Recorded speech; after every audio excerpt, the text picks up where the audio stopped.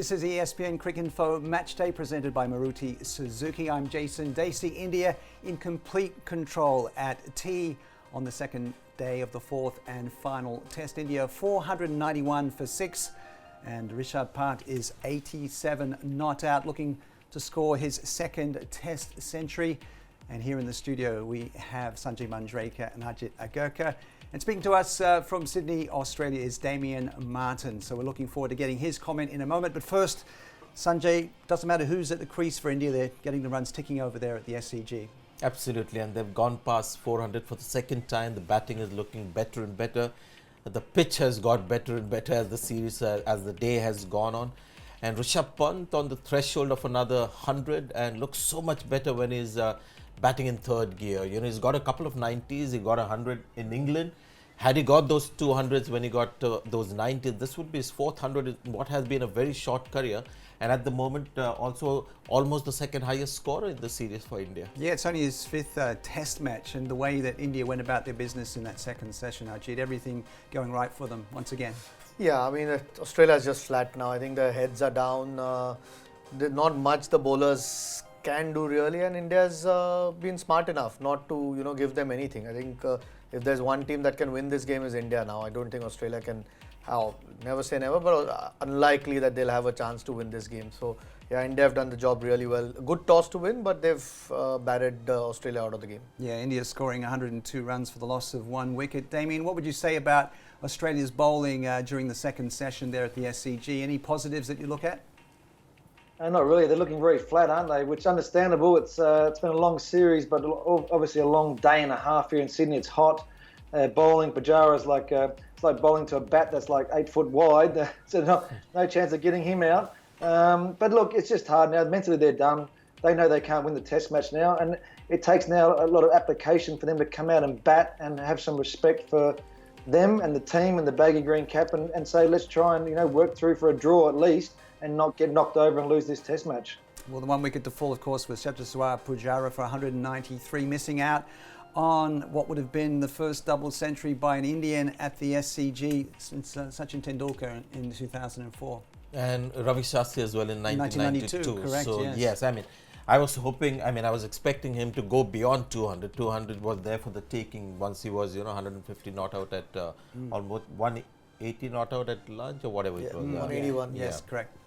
So I think that was a great session for Australia because they managed to get Pujara out, which is quite an accomplishment. So middle of a decent spell from both Hazelwood and Lyon. Those few overs also must be a little bit of tiredness. If you want to clutch at straws with Australian bowling, you can say that about Hazelwood has looked good. And we saw a slightly better Labuschagne in that session. But let's look back at 2004. Of course, Ajit, you played in that match, didn't you? When India got that massive total. I think it was 705 for 7 declared. Yeah. Sachin got a big double ton there, didn't he? So you were in that match. Yeah, I mean, I think it took a little bit longer than I think Pujara's has. It was 1-1 in the series. Yeah, again, getting a double 100 in Test any time was that innings where he was not? Yeah, where he didn't cover drive at all and played everything through leg side because he had not got too many runs coming into that Test in that series. So was determined to not leave Australia without a 3-figure And I score. remember actually calling him and saying that well done, double 100, and the way you got it, because Tendulkar was a gifted batsman, attacking player, and this was all about resolve and restraint. And he wasn't very happy with the double, and he's not very proud of that double 100. Really? But I saw Tendulkar's other side. It was like a Pujara kind of dogged innings, and that showed that guy can have different flavors. Yeah, Pujara, characters to his innings. Yeah, I mean, the way he's occupied the innings and the way he scored so many runs. Let's have a look at the number of balls that he's faced in this series as he scored his third century of the series. And incredible, isn't it, guys, when you look at the balls faced, 1,258 in 7 innings, and Dravid and Kohli Lakshman there on that list as well. Oh, so now he's become the guy who's faced the most balls. It was before he had been the most by an Indian. Now I think, maximum 4 Tests, he's the most balls faced ever by a visiting batsman. So yeah, and that's interesting when you look at that list again. I mean, there are quite a few Indian names on that. So I think Indian batting I mean, have a look at that. We've got 5 batsmen there, out of which 4 are Indian. So this is by a visiting player in Australia. Let me read that again. So that's something that Indian cricket can be proud of. Yeah, Herbert Sutcliffe, of course, an Englishman. So Yeah. that's a pretty good list. Let's get Damien Martyn in on this because Michael Clarke was scathing in his assessment of the way that the Australians have bowled to Pujara during this series. Damien, what's your view on that? Have they bowled badly without any plan? I mean, they had a good plan against Virat Kohli, but not against Pujara, it seems.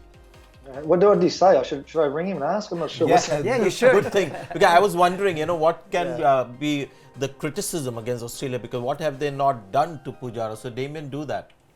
Yes, I will. I mean, look, I think Pujara. We see this. I mean, look at those stats. It's not just this. That doesn't happen all the time. That someone comes to Australia and performs this way. 3 Test hundreds.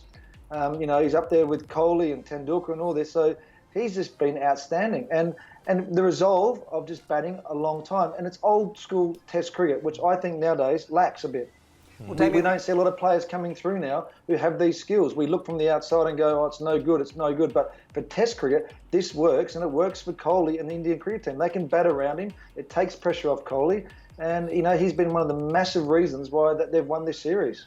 And one of the weaknesses that Pujara has had in recent times overseas is balls pitched on middle stump. And if there is movement in the pitch like we found in England, there is a chance for that defence to get breached, out leg before a ball. So that's been his weakness and the way he's got out in recent times. The pitch hasn't done much in the sense, and he's just been different. He's playing the ball early, his confidence has grown. So I can't be critical at all of the way Australians have bowled to If Pujara. anything, they haven't haven't got the older ball to move as much as maybe the Indians have, which might have helped. Apart from Perth, there hasn't been any exaggerated bounce on any of the pitches, which sometimes can be a bit of a trouble. But once there's no movement, I think he's just played, just batted hours, and no matter how good you are or how fit you are going to get tired at some stage. He's just, Do you think modern day bowlers are also struggling against people who are willing to just bat hours and not take any risk? Because there was a phase in Test cricket where batsmen were looking to attack a lot and bowlers there by just keeping the ball in the channel and getting wickets. Do you think that is that going to happen? It seems that way, but I don't think, again, the ball's not moved a lot. That has been the problem that India, whether in South Africa or in England, or most batsmen, even the English batsmen, didn't bat very well against the moving ball. It's not done as much for the Australians. Well, let's talk about Rishabh Pant, who apparently is heading towards his second Test century. It's been a breath of fresh air, the way that he's batted. Damien Martyn, what about his style? And he seems so effortless and so confident, doesn't he, at the SCG? Yeah, no, he's looked good, hasn't he? And it's right. It's picking what gear you're in and how you go about your innings. And the more you play Test cricket, the better you get. A good time to come in as well. Lots of runs on the board. The Aussies on the back foot, but he's still, look at that, 88 off 128 balls. Great strike rate.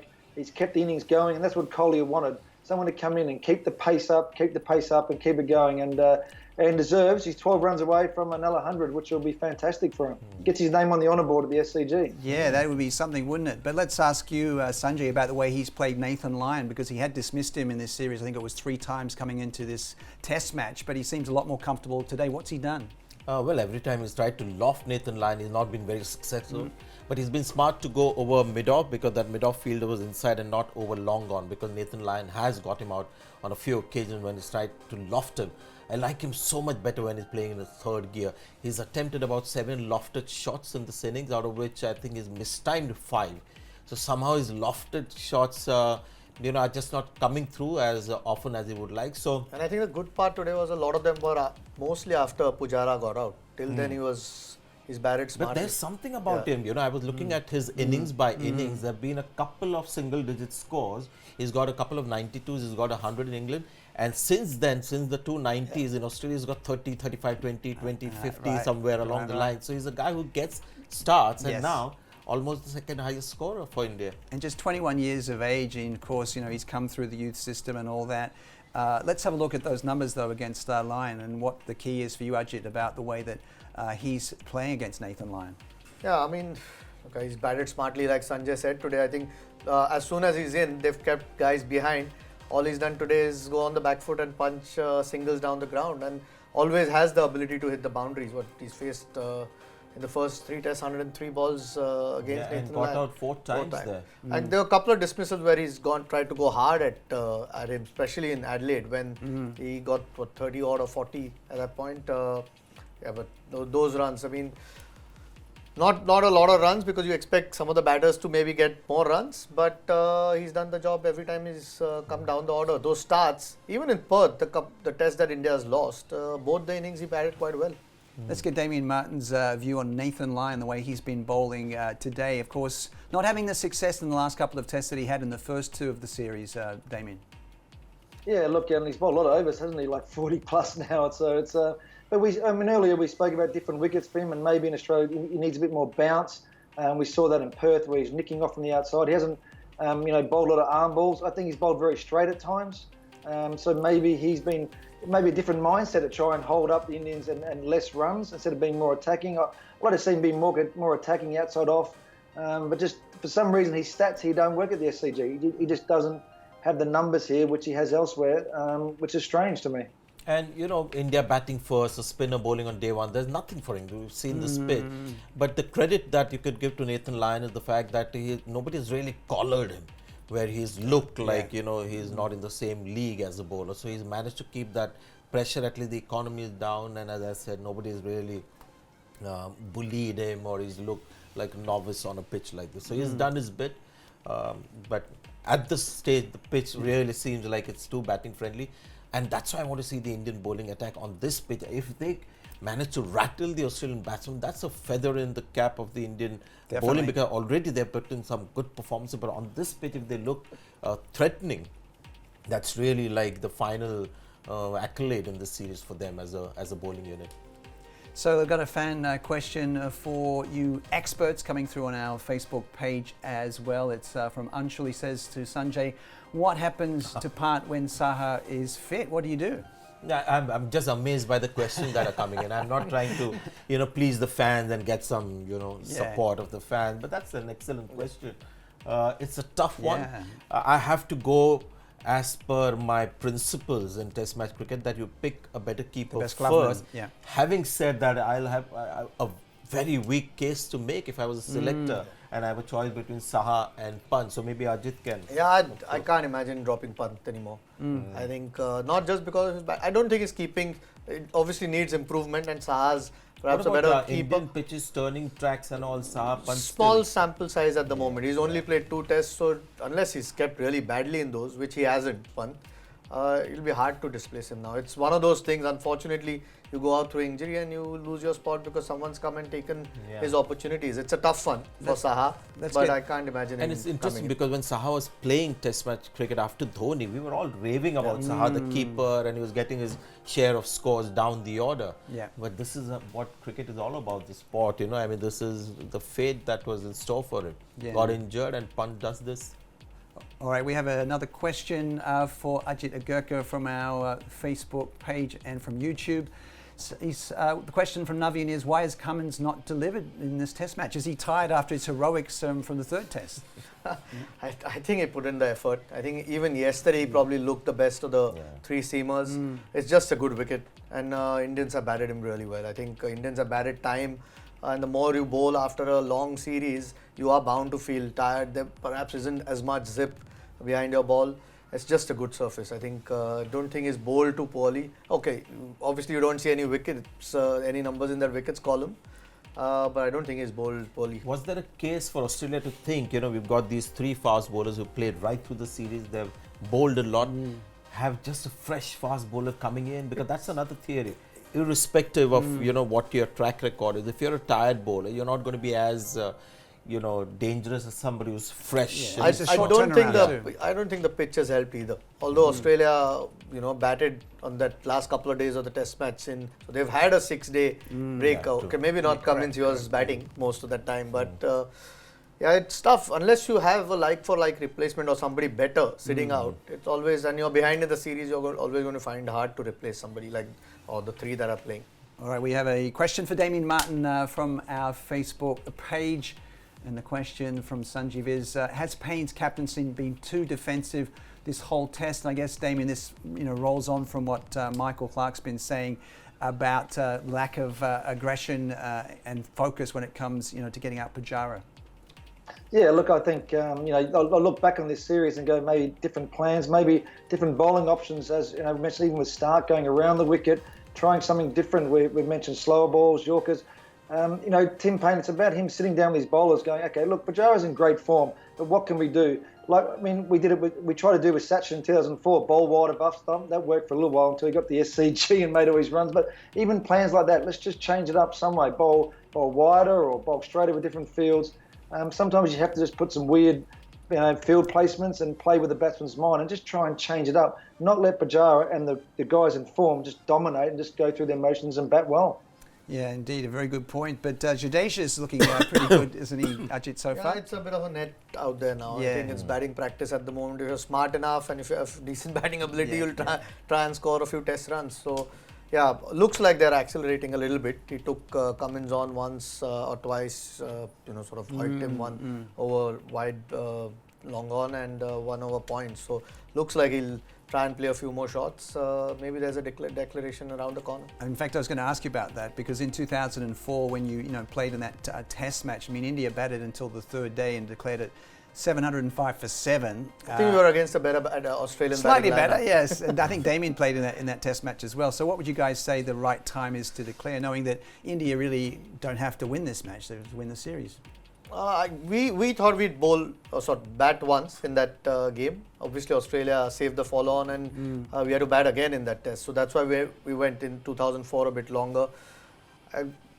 These two are batting. I think till these two bat, maybe they'll try and accelerate as much as they can, and then there are bowlers to follow. Maybe that's when India decide, because 500 is they've got 491 yeah. right now, and knowing Virat Kohli, the personality that he is, I don't think he's one who will sit on this lead and try and win the series that way. So I see a declaration coming because he also. The only other thing is because there are two spinners, he might want a little bit more wear and tear of the pitch. Play as long as towards the end of today, and maybe he was have happy half to an hour, declare 40 at minutes. 440, around 440 in the last game. The Rohit Sharma not out 60. So you never know with Virat Kohli. If he's getting too restless in the dressing room doing nothing, he might just want to come out there and have a little crack at the opposition just before end of day's play, because he did that in the last I test. think you'd expect them to come out before end of today. And that is why, Virat Kohli is so good for test cricket, not just as a batsman. He's also very aggressive. Not restless as in somebody who wants to make things happen. Yeah. So you won't Proactive, get a boring right? test match, with Virat Kohli as captain. He'd be wanting to get out there and they'll come out, all guns blazing, trying to make things happen there. Okay, well, let's have a look at the Fab 4 leaderboard with some big points being earned over the last day or so. I believe, I'm told that Sanjay is leading. You had Pujara, right? Yeah, still the yawning gap between me and the other. It's a bit worried though towards the end of the day. All right. Ajit's doing very well. You got Punt, so you're going to probably get a few more points Hopefully there. carries on for a little longer. Yeah. And Damien, I think you're still last. Any reaction to that about you being last? Oh, well, just looking after my fellow experts. It's good. I won last Test match, so I just thought I'd move on. Yeah, not the series for Australians, I guess. Okay. Well, I think that's pretty much a wrap for this little edition of our show. Thank you very much to Sanjay Manjrekar, Ajit Agarkar and Damien Martyn in Sydney. So you have been with ESPN Cricinfo Match Day, presented by Martyn Suzuki.